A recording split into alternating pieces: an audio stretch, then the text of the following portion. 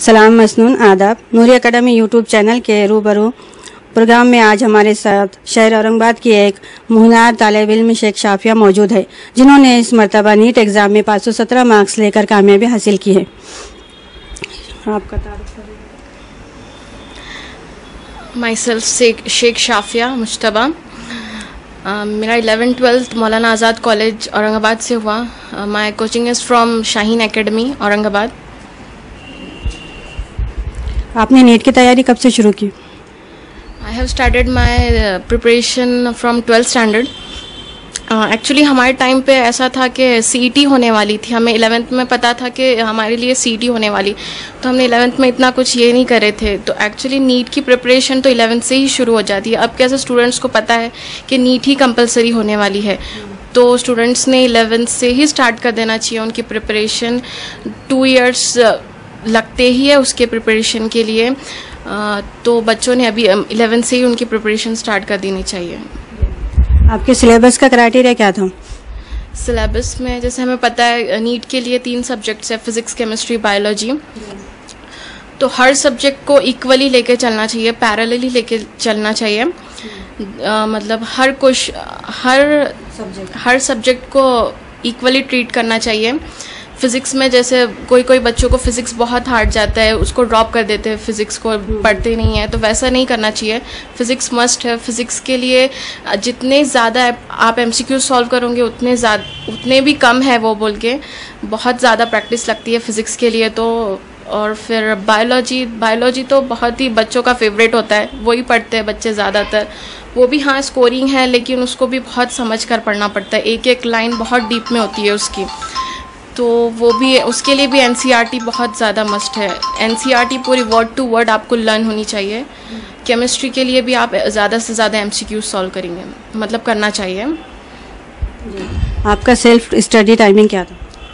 मतलब हमारा self study के लिए तो हमारी ट्यूशन ही मतलब 7 to 7 थी, 12 hours की थी। तो उसमें 4 to 5 hours तो टीचिंग के लिए चले जाते थे, बाकी 7 hours हम खुद की पढ़ाई करते थे। मतलब सेल्फ स्टडी के लिए ज़्यादा टाइम मिलता था कोचिंग में, मतलब ट्यूशन में ही हो जाती थी हमारी सेल्फ स्टडी, और घर पर आके 3 to 4 hours सेल्फ स्टडी। मतलब अपने लिए तो मतलब सेल्फ स्टडी ही ज़्यादा इम्पॉर्टेंट है नीट के लिए। जितनी ज़्यादा सेल्फ स्टडी करेंगे उतना ही अच्छा है। मतलब जितने ज़्यादा अपन कंसेप्ट्स क्लियर करेंगे, अपने पॉइंट्स निकालेंगे, मतलब अपने खुद के नोट्स बनाएंगे। खुद के नोट्स भी बहुत इंपॉर्टेंट होते हैं, खुद के नोट्स आखिरी में बहुत काम आते हैं। वो नोट्स बनाना चाहिए अपने खुद के। देन चार्ट्स लगाना चाहिए अपने, जो भी आप स्टडी के लिए जहाँ पर भी बैठ रहे हो, चार्ट्स है, जैसे P ब्लॉक है, मतलब उसके पूरे रिएक्शंस वगैरह सब डायग्राम्स, बायोलॉजी के आप जहाँ पर भी बैठ रहे हो वो लगा देना चाहिए आपके, मतलब बार बार रिकॉल होते रहता है वो सब चीज़ें। देन फिर केमिस्ट्री के रिएक्शन, ऑर्गेनिक के लिए रिएक्शंस तो लर्न ही करना पड़ते हैं, रिएक्शंस भी बहुत है। देन मतलब फिजिकल केमिस्ट्री में जैसे MCQ सॉल्व करना पड़ता है। आप रोज़ मतलब 10 MCQs भी स्टूडेंट्स अगर सॉल्व करते हैं केमिस्ट्री के, तो वो भी बहुत हो जाते हैं आखिरी में, वो भी बहुत है, सफिशेंट है केमिस्ट्री के लिए उतने MCQs। देन नीट का एग्ज़ाम जो है तो रिपीट करना आपके पॉइंट ऑफ व्यू से कैसा है, करना चाहिए या नहीं? अकॉर्डिंग टू मी रिपीट करना मतलब स्टूडेंट की कैपेबिलिटी पे डिपेंड करता है। अगर वो मतलब उसमें इतनी कैपेबिलिटी है कि वो उतना पूरा फिर से पढ़े, तो ही कर सकते हैं बच्चे रिपीट, या फिर उसमें इतना कॉन्फिडेंट होना चाहिए कि हाँ मैं इतना करूँगा या करूँगी, तो ही करना चाहिए। अगर स्टूडेंट के 250 अबव भी मार्क्स आते हैं, तो वो भी अगर चांस ले कि हाँ मैं रिपीट करूँ तो अच्छी बात है। मतलब रिपीट करना कोई चीज़ बुरी नहीं है, मतलब अपनी अंडरस्टैंडिंग लेवल एक बढ़ जाती है, तो जल्दी समझ में आती है सब चीज़ें, अपना खुद सेल्फ कर सकते हैं अच्छे से। अभी जो बच्चे नीट का एग्ज़ाम अपेयर होने वाले हैं, उनके लिए आपका मैसेज क्या रहेगा? उनके लिए फर्स्ट ऑफ ऑल अल्लाह ताला पे भरोसा रहना चाहिए, गॉड पे पूरा यकीन रहना चाहिए कि हाँ गॉड है अपने साथ। और फिर दूसरी बात तो हमारे खुद पे यकीन होना चाहिए कि हाँ मैं ये कर सकती हूँ या कर सकूँगा।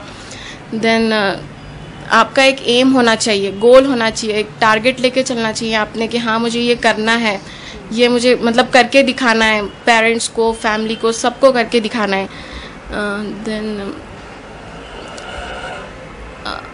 कंसिस्टेंसी रहना चाहिए बच्चों में, मतलब पंक्चुअलिटी रहना चाहिए, लेजीनेस नहीं आना चाहिए, बिल्कुल भी पढ़ाई में गैप लेना नहीं चाहिए, कंटिन्यूशन में ही पढ़ना है। मतलब नीट के लिए रोज़ाना स्टडी करना पड़ती है। बच्चे कैसा हफ्ते के लास्ट में टेस्ट रहता है, वीकली उस तभी पढ़ते, वैसा नहीं है। रोज़ का रोज़ पर डे का रिवीजन, मतलब जो दिन में पढ़ाई वही जब का जब रिवीजन करना पड़ता है। मतलब आप रिवीजन नहीं करोगे तो आप पे बहुत ज़्यादा बर्डन हो जाता है, मतलब आखिरी में वो नहीं हो पाता है। फिर वो रोज़ का रोज़ वही जब का जब पढ़ लेना चाहिए। फिज़िक्स के वही दिन वही टॉपिक पे MCQ सॉल्व कर लेना चाहिए। बायोलॉजी के NCERT रेडी हो जाना चाहिए अच्छे से। केमिस्ट्री के लिए भी NCERT देखना है, केमिस्ट्री के लिए भी। देन आपके वीक पॉइंट्स देखना है, आपके वीक पॉइंट्स क्या है उस पर ज़्यादा मतलब कंसंट्रेट करना है। वीक पॉइंट्स पे आपके बेस्ट है तो हाँ ठीक है, वो पॉइंट्स साइड में रख दीजिए, वीक पॉइंट्स को देखिए। जी, आपकी फ्यूचर प्लानिंग क्या है? जी, अभी इंशाल्लाह अल्लाह ताला से उम्मीद है कि MBBS में हमारा नंबर लग जाएगा। आगे मेडिकल फील्ड में ही जाना है। हमारी ख्वाहिशात है आपके साथ। जी, नूरी एकेडमी की पूरी टीम तालिबा और अहले खाना को मुबारकबाद पेश करती है और आपसे गुजारिश है कि चैनल को सब्सक्राइब करें ताकि इसी तरह के तालीमी वीडियो से आप इस्तेफादा हासिल कर सकें।